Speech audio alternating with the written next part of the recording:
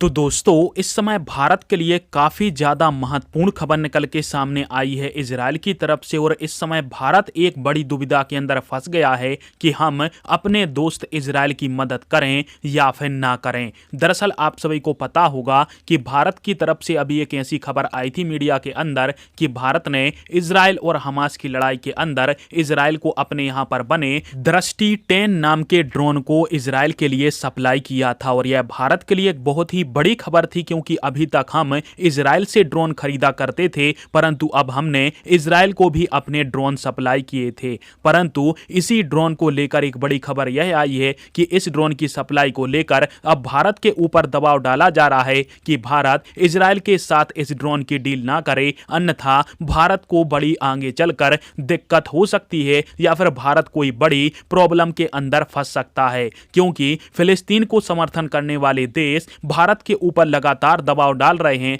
कि भारत की तरफ से इस प्रकार के ड्रोनों की सप्लाई इजराइल को तत्काल रोक दी जाए। हालांकि इसको लेकर ना तो भारत सरकार ने और ना ही इजराइल की सरकार ने कोई ऐसी पुष्टि की थी कि भारत की तरफ से हमें दृष्टि 10 या फिर इसे हम हर्मीज 900 के नाम से भी जानते हैं, इस ड्रोन को इजराइल के लिए सप्लाई किया गया है और इसी ड्रोन को इजराइल की तरफ से गाजा के ऊपर हमला करने के लिए इस्तेमाल किया जा रहा है। हालांकि भारतीय अधिकारियों की तरफ से एक बात साफ कर दी गई है कि भारत के पास इस ड्रोन को बनाने के लिए आईपीआर नहीं है, यानी इंटेलेक्चुअल प्रॉपर्टी राइट्स जो होते हैं वो भारत के पास हैं ही नहीं। तो ऐसे समय में इजरायली कंपनी ही भारत के अंदर इस ड्रोन को बना रही है और अपने सेना के लिए इजरायली कंपनी की तरफ से ही इस ड्रोन को सप्लाई किया जा रहा है। भारतीय कंपनी केवल मैन्युफैक्चरिंग के अंदर ही छोटी मोटी मदद इजरायली कंपनी की करती हैं।